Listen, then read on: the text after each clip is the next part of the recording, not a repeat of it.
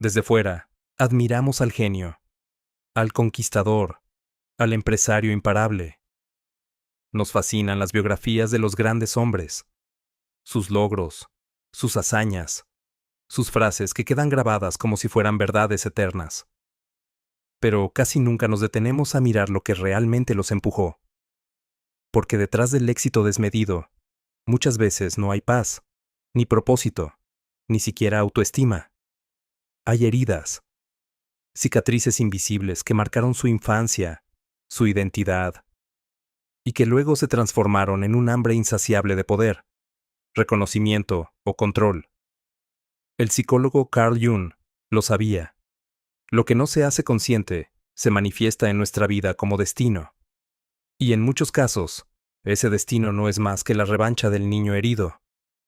Ese niño que no fue visto, que no fue amado como necesitaba, que se sintió pequeño, débil o inútil, y que más tarde convirtió ese dolor en una obsesión por dominar el mundo.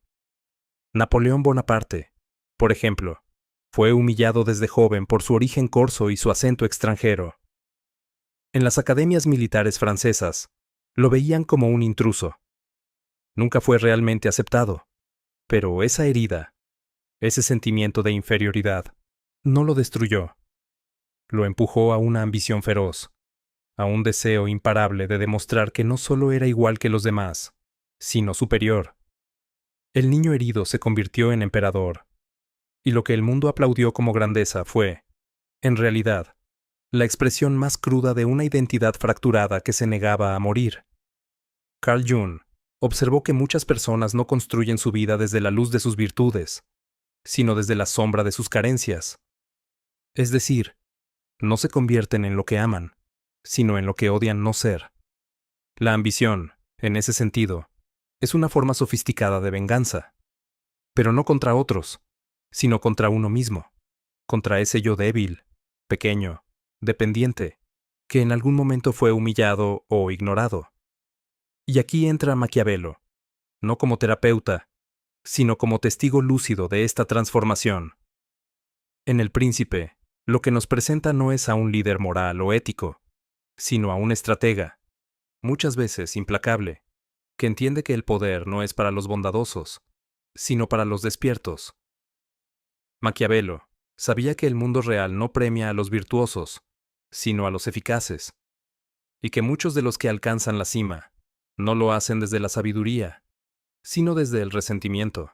El resentimiento puede ser un veneno o una gasolina, y cuando se combina con inteligencia, disciplina y visión estratégica, puede dar lugar a personas capaces de cambiar la historia, pero también de destruirla. Tomemos a Steve Jobs. De niño fue abandonado por sus padres biológicos. Creció con una sensación persistente de no ser suficiente, de no ser realmente querido. A eso se sumó una infancia marcada por la diferencia, por el aislamiento, por una sensibilidad profunda que nadie supo leer. Ese dolor no lo quebró, pero lo endureció. Lo hizo exigente, controlador, perfeccionista. Lo convirtió en un hombre obsesionado por dejar huella, por crear algo que nadie pudiera ignorar. Detrás del genio, había un niño buscando ser amado, a través del éxito. La historia de Elon Musk también ilustra esta dinámica. Durante su niñez en Sudáfrica, fue víctima de bullying extremo. Lo golpeaban, lo humillaban, lo empujaban por las escaleras.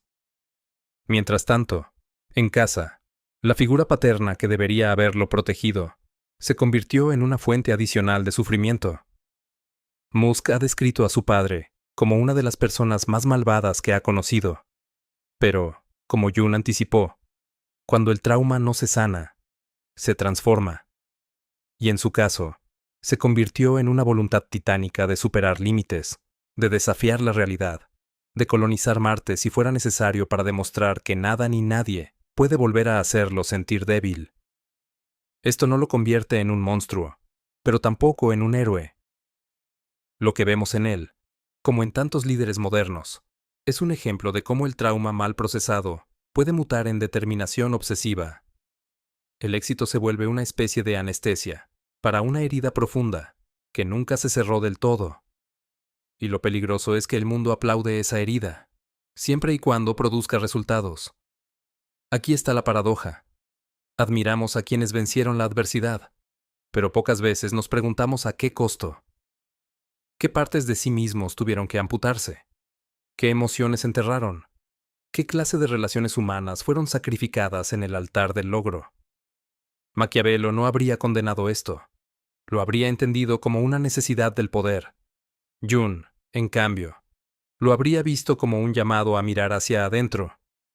Porque si no entendemos el origen emocional de la ambición, si no integramos a la sombra en lugar de dejarla crecer en la oscuridad, entonces lo que nace del dolor nunca será sabiduría, sino solo una forma elegante de destrucción. La cultura moderna no ayuda. Vivimos en un sistema que glorifica el rendimiento, la competencia y la productividad, pero que desprecia la introspección. Se celebra al CEO despiadado, al político que nunca se detiene, al genio que duerme 3 horas por noche. Nadie pregunta de dónde viene esa energía, qué vacío están tratando de llenar, qué imagen están intentando borrar con cada logro. El problema es que el trauma, cuando no se comprende, se repite. A veces de forma más sofisticada, más socialmente aceptada, más elegante. Pero sigue siendo trauma. Y si lo reprimimos, como advirtió Jung, se filtra en nuestras decisiones, en nuestras relaciones, en nuestras ambiciones. Lo que comienza como una herida puede terminar convirtiéndose en una estructura de personalidad. Una máscara de grandeza que oculta un pozo de sufrimiento no resuelto. Por eso, entender este vínculo entre trauma y poder es tan importante. No para juzgar a quienes han triunfado, sino para no repetir el patrón. No todos los líderes vienen del amor. Algunos vienen del abandono.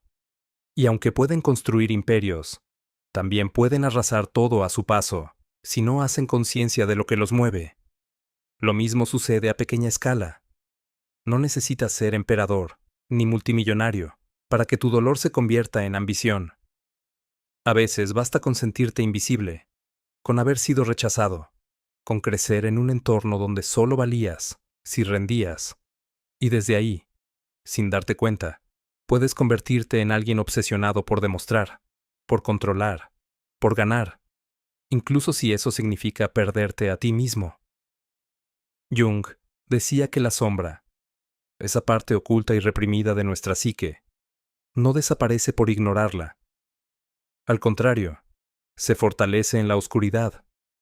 Y cuando finalmente emerge, no lo hace como una confesión tranquila, sino como una explosión, en forma de ansiedad, control, manipulación, crueldad disfrazada de eficiencia. El verdadero peligro no está en tener una sombra, sino en creer que no la tienes. Es ahí donde el trauma se convierte en una fuente de poder ciego, donde el niño que fue humillado se vuelve el adulto que humilla, donde el que se sintió débil se vuelve adicto a la autoridad, y donde el que sufrió por no tener control dedica su vida a dominarlo todo, incluso si eso significa aplastar a otros. Maquiavelo no lo diría así, pero lo sabría. Él entendía que detrás de muchos grandes líderes no hay serenidad, sino miedo, y que ese miedo, bien canalizado, puede construir un reino, pero mal canalizado, puede iniciar una guerra, o varias. Y sin embargo, aquí hay algo crucial. El trauma no es una condena. No todo dolor genera destrucción. El trauma también puede ser alquimia. Jung lo llamaba el proceso de individuación, la integración consciente de todo lo que somos, incluso lo que más nos avergüenza o tememos. Cuando el trauma se reconoce, se nombra, se atraviesa, puede transformarse en sabiduría, en compasión, en visión auténtica. Pero para eso hay que tener el coraje de mirar hacia adentro. Y no todos lo tienen. El trauma no es solo una herida psicológica. Es una energía sin dirección. Y como toda energía, necesita un canal. Algunos la canalizan en arte, otros en poder. Algunos construyen con ella, otros destruyen. pero nadie escapa de ella sin antes enfrentarla. Y ahí está el desafío más grande del ser humano: reconocer que no siempre somos tan libres como creemos, que muchas de nuestras decisiones más importantes, la carrera que elegimos, las personas que amamos, las batallas que peleamos, pueden estar siendo guiadas por una versión antigua de nosotros mismos, una versión que solo quiere reparar lo que un día se rompió. Tal vez por eso, los líderes más peligrosos no son los que nacen malvados, son los que nunca entendieron su propio dolor, los que confundieron la rabia con fuerza, los que tomaron el desprecio que vivieron de niños y lo convirtieron en ley, en doctrina, en imperio. Lo vemos en la historia, lo vemos en la política, lo vemos en las empresas, lo vemos en nuestras propias relaciones. Pero hay otra forma. Existe una ambición que no nace del vacío, sino del sentido. Un deseo de construir, no para llenar un hueco, sino para compartir lo que hemos comprendido. Esa ambición no necesita destruir, ni compararse, ni gritar. Es una ambición silenciosa, pero poderosa. Nace cuando dejamos de huir de nuestra sombra y empezamos a integrarla. Jung lo supo, Maquiavelo lo intuyó, y tú, ahora que lo sabes, tienes una elección: seguir alimentando el monstruo que el dolor creó, o mirar ese dolor a los ojos y hacer con él algo distinto, algo tuyo, algo verdadero. Porque el poder auténtico no nace de dominar el mundo, nace de no tener que demostrarle nada. Y si hay una forma de trascender, es esa: dejar de ser esclavo del pasado, para empezar a ser dueño del presente.